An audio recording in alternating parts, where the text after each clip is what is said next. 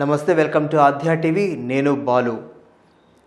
ఎన్నికలు దగ్గర పడుతున్న వేళ వైఎస్ జగన్మోహన్ రెడ్డి కొత్త పథకాలకు, కొత్త ఆలోచనలకు తన మెదడుకు పదును పెడుతున్నాడు. తాజాగా జగన్మోహన్ రెడ్డి తీసుకున్నటువంటి నిర్ణయం ఏంటంటే, ఇంతకు ముందర అయితే గడప గడపకు వైకాపా లేకపోతే గడప గడపకు వైసీపీ అనే ఒక కార్యక్రమంతో మంత్రులు, ఎమ్మెల్యేలు ప్రతి ఇంటికి వెళ్ళి ఇప్పటివరకు ఏమేమి సంక్షేమ పథకాలు ప్రభుత్వానికి, ప్రజలకి ఇచ్చిందో అవన్నీ చెబుతూ ఒక స్టిక్కర్ని అంటించి మంత్రులు వాళ్ళ ఫీడ్బ్యాక్ని తీసుకొని రావాలంటూ ఒక పథకానికి గడప గడపకు వైసీపీ అనే ఒక కొత్త కార్యక్రమానికి శ్రీకారం చుట్టింది వైసీపీ సర్కార్. అది కాస్త బెండ్స్ కొట్టింది. ఇంటింటికి మంత్రులు వెళ్ళడం, ఎమ్మెల్యేలు వెళ్ళటం, లేకపోతే వైసీపీ నేతలు ఇంటింటికి వెళ్తుంటే ప్రజల నుంచి తీవ్ర వ్యతిరేకత ఎదురవుతుంది. మరో పక్కన తీసుకున్నట్లయితే, నేను ఎంత బటన్ నొక్కుతున్నా కానీ మీరు మీ ప్రయత్నం సరిగ్గా లేకపోతే నేను మాత్రం ఏం చేయలేనంటూ దాదాపుగా 75 మంది ఎమ్మెల్యేల పనితీరు బాగాలేదు, నేను ఈసారి వాళ్ళకి టికెట్ ఇవ్వను అంటూ మంత్రుల పైన అసహనం వ్యక్తం చేసినటువంటి జగన్మోహన్ రెడ్డి తన యొక్క పంథాను మార్చుకున్నారు. ప్రజల్లో ఒక పాజిటివ్ వైబ్ని క్రియేట్ చేయడం కోసం ఈ గడప గడపకు వైసీపీ లాంటిదే మరొక కార్యక్రమానికి శ్రీకారం చుట్టారు. అదేంటంటే, జగన్ అన్నకు చెబుదాం.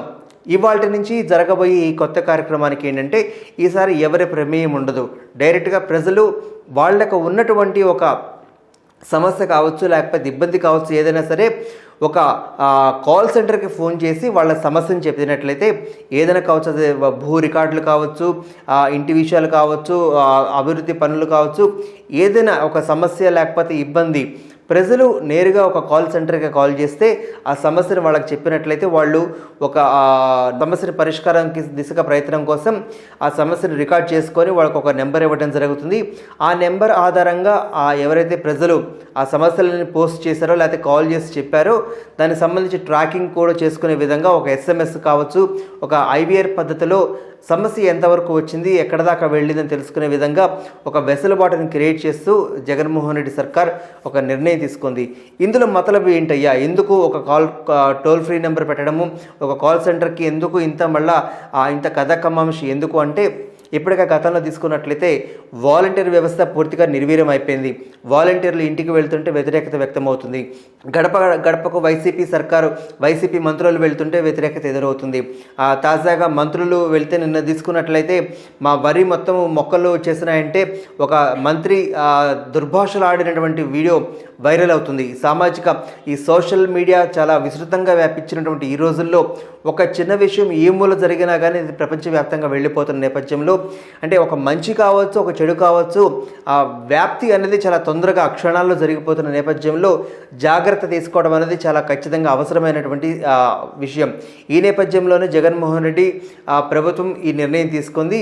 అంటే మంత్రులు వెళ్తుంటే డైరెక్ట్గా వాళ్ళు తిడుతున్నారనో లేకపోతే వ్యతిరేకత వ్యక్తమవుతుందనో టోల్ ఫ్రీ కాల్ చేస్తే వాళ్ళు ఏం చెప్తారంటే, ఇది ప్రభుత్వానికి సంబంధించినటువంటి విషయాలు వాళ్ళతో మాట్లాడడానికి అవకాశం ఉండదు కాబట్టి కేవలం వాళ్ళ సమస్యను మాత్రమే వాళ్ళు పరిష్కరించే ఆ దిశగా ఆ సమస్యని ఎవరైతే రిలవెంట్ డిపార్ట్మెంటో లేకపోతే ఆ కన్సర్న్డ్ పర్సన్కో ఈ కాల్ సెంటర్ వాళ్ళకి ఫార్వర్డ్ చేస్తారు. వాళ్ళ పని అంతవరకే.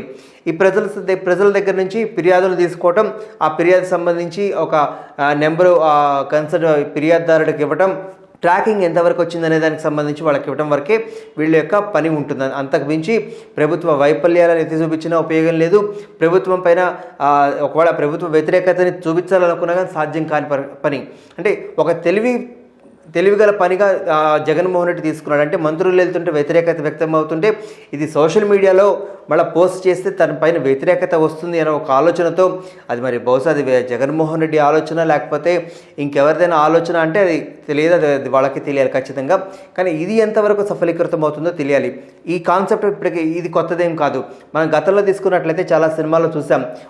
ప్రతి ఊరికి ఒక పోస్ట్ బాక్స్ ఉంటుంది. ఆ పోస్ట్ బాక్స్లో అందులో మన సమస్య రాయటం, ఆ సమస్య అక్కడి నుంచి తీసుకురొచ్చి వేరే చోట తీసుకురావటం ఒక ప్రభుత్వ అధికారుల దగ్గరికి, మళ్ళీ ఆ ప్రభుత్వ అధికారి ఆ లెటర్ పట్టుకొని ఎవరైతే ఫిర్యాదు చేశారో అక్కడికి వెళ్ళి 1-to-1 కూర్చొని మాట్లాడటము, ఇది జరిగేది. ఇదంతా పాత పద్ధతి ఉన్నది. కానీ ఏంటంటే దానివల్ల ఎక్కువ మ్యాన్ పవర్ కావాల్సి రావటము. వెనకటి రోజులంటే వ్యతిరేకత ఉండేది కాదు, సమస్యలు తక్కువగా ఉండేది, ప్రజలకు కూడా అంతగా పెద్దగా ఎక్స్పోజర్ ఉండేది కాదు. కానీ ఇప్పుడు ఏమైపోయిందంటే ప్రతిదీ ఎక్స్పోజర్ అయిపోయింది. ఆంధ్రప్రదేశ్ రాష్ట్రం లాంటి ఏమంటాం రైజింగ్ స్టేట్లో ఉన్నటువంటి స్టేట్ని అప్పుల ఊబులు చేసినటువంటి ఒక రాష్ట్రంలో ప్రతిదీ సమస్యగా కనిపిస్తుంది. రోడ్లు లేవు, కరెంటు సరిగ్గా రాదు, నీళ్లు సరిగ్గా రావు, ఉపాధి అవకాశాలు లేవు, రైతన్నకు సరిగ్గా లేదు, పంట పొలాలకు బీమా లేవు, ఇట్లా ప్రతిదీ కూడా సమస్యగానే ఉంది. కానీ ఎన్ని లక్షల సమస్యలు వస్తాయో, మరి ఇన్ని లక్షల సమస్యలకి మరి ఆ ప్రభుత్వ తరఫు నుంచి ఎంత ర్యాపిడ్గా దీనికి సమస్యకు పరిష్కారం దిశగా ఆ ప్రభుత్వాలు ప్రయత్నం చేస్తాయో కాలమే సమాధానం చెప్పాలి. కానీ ఏమవుతుందంటే ఇక్కడ రెండు విషయాలు మనం ఖచ్చితంగా ఆలోచించుకొని తీరాల్సిందే. ఈ సమస్య కన్సర్న్ డిపార్ట్మెంట్కి వెళ్తుందా, లేదా కన్సర్న్ మంత్రికి వెళ్తుందా, లేదా కన్సర్న్ ఎమ్మెల్యేకి వెళ్తుందా, లేకపోతే ఎట్లాగో వార్డు వాలంటీర్లు సచివాలయ సిబ్బంది ఉన్నారు కాబట్టి వాళ్ళ దగ్గరికి వెళ్తుందా? ఈ సమస్యలు ఏవైతే ఉన్నాయో దీనిని వ్యతిరేకంగా తీసుకోవాలన్నా, అంటే ఇన్ని సమస్యలు ఉన్నాయి కాబట్టి ప్రజల్లో ఇంత వ్యతిరేకం ఉంది అని అనుకోవాలన్నా, లేకపోతే మనం ఇన్ని పనులు చేయలేదు అని చెప్పేసి ప్రభుత్వానికి ఒక ఆలోచన క్రియేట్ చేయటమా? ఈ ఓవరాల్గా ఇంత తతంగంలో ప్రభుత్వం ఏం సాధించాలనుకుంటుందో అర్థం కావట్లేదు. గతంలో మనం ఒక సినిమా తీసుకున్నట్లయితే, మీరు మా సినిమాలో ఒక తప్పు జరిగింది, ఆ తప్పు ఏంటో కనుక్కోండి అంటే అసలు తప్పు ఏదైతే ఆ సినిమా యూనిట్ అనుకుందో అది తప్పిస్తే మిగతా చాలా తప్పులు వాళ్ళు చెప్పడం మొదలుపెట్టారు ప్రజల్లో నుంచి. చివరికి మళ్ళీ సినిమా వాళ్ళు రివీల్ చేస్తూ ఇదిగో అసలు మేము అనుకున్న తప్పేది, కానీ ప్రజల్లో ఉన్నటువంటి అవగాహన కారణంగా ప్రతి ఫ్రేమ్లో ఏదో ఒక తప్పు మాకు చూపిస్తూనే ఉన్నారంటూ వాళ్ళు ఒక అవాక్కైనటువంటి సందర్భం ఆ సినిమా యూనిట్ వాళ్ళకి అప్పట్లో ఎదురైనటువంటి ఒక ఇది. అదేవిధంగా ఇప్పుడు కూడా ప్రభుత్వానికి అదే అవాక్ అయ్యే విధంగా ఏమైనా సమస్యలు వస్తాయా, ఇన్ని సమస్యలు ఉన్నాయా, ఈ 4 ఏళ్ల నుంచి మనం ఏం చేయలేదా ప్రజలకి అన్న ఆలోచన క్రియేట్ అవుతుందా? ఏదైనా కాలం సమాధానం చెప్పాలి. అయినప్పటికీ కూడా ప్రజల్లో ఎంతవరకు దీనికి స్పందన వస్తుందనేది మరో పక్కన తీసుకోవాల్సిన మరొక యాంగిల్. ఎందుకంటే ఇప్పటికే చాలా విసుగు వేసారిపోయినటువంటి ప్రజలు ఏపీలో ఉన్నారు. వాళ్ళకి ఎక్కడికి కూడాను ఎంతసేపటికి కూడాను ఉద్యోగ ఉపాధి అవకాశాలు కల్పన లేదు. ఆ విద్యా వ్యవస్థ సంబంధించి మరో పక్కన తీసుకున్నట్లయితే ఇప్పుడు ఫీజు రీయింబర్స్మెంట్కి సంబంధించి చాలా వ్యతిరేకత వ్యక్తమవుతుంది. చాలామంది పరీక్షలు అయిపోయినాయి, సర్టిఫికేట్లు రాలేదు. కొంతమంది డిగ్రీలు బీటెక్లు అయిపోయిన తర్వాత సర్టిఫికేట్లు రాలేదు, కానీ వాళ్ళకి అక్కడ ఉద్యోగాలు వచ్చున్నాయి. అక్కడ సర్టిఫికేట్స్ సబ్మిట్ చేయాల్సినటువంటి టైం అయినప్పటికీ కూడాను కేవలం ఫీజు రీయింబర్స్మెంట్ కింద ఫీజు కట్టకపోవడం వల్ల స్కూల్ యాజమాన్యాలు గవర్నమెంట్ దగ్గర నుంచి ఈ సర్టిఫికేట్ రాని కారణంగా చాలామందికి ఉపాధి ఆగిపోయింది, నెక్స్ట్ క్లాస్కి ప్రమోషన్ ఆగిపోయింది. ఇటువంటి ఎన్నో సమస్యలు రాష్ట్రంలో ఇప్పుడు ఉన్నాయి. అంటే ఏ సమస్యకైనా పరిష్కరిస్తారు, ఎంతమందిని పరిష్కరిస్తారు, ఇదంతా ఖచ్చితంగా వాళ్ళకి ఎదురయ్యేటువంటి పెద్ద ఛాలెంజ్ కానీ చెప్పుకోవాలి వైసీపీకి ప్రభుత్వం. అంటే ఫేస్ టు ఫేస్ వెళ్తే తిడుతున్నారు కదా అని చెప్పేసి ఇట్లా బ్యాక్ డోర్లో వస్తే ప్రజలు సమస్యలు చెప్పుకోకుండా ఉంటారని అనుకున్నారా? లేకపోతే ఇన్ని సమస్యల పరిష్కారానికి ఎంత టైం కావాలి? ఎందుకంటే ఒక్కొక్క సమస్యను తీర్చుకుంటూ రావాలంటే ఖచ్చితంగా దానికి ఒక టైం కావాలి, దానికి సంబంధించినటువంటి మానిటరీ ఇది కావాలి. ఇప్పుడున్నటువంటి 10 లక్షల కోట్ల అప్పులు ఊబిలో కూరుకుపోయినటువంటి ఏపీ ప్రభుత్వానికి ఇవన్నీ ఎంతవరకు సాధ్యాలో ఆ కార్యక్రమం చేపట్టినటువంటి జగన్మోహన్ రెడ్డికే తెలియాలి. ఒకవేళ దీనిపైన ఏదైనా ఆశలు పెట్టుకున్నటువంటి ఏపీ ప్రజలకి ఇది ఎంతవరకు ఉపయోగపడుతుందో వాళ్ళకే తెలియాలి.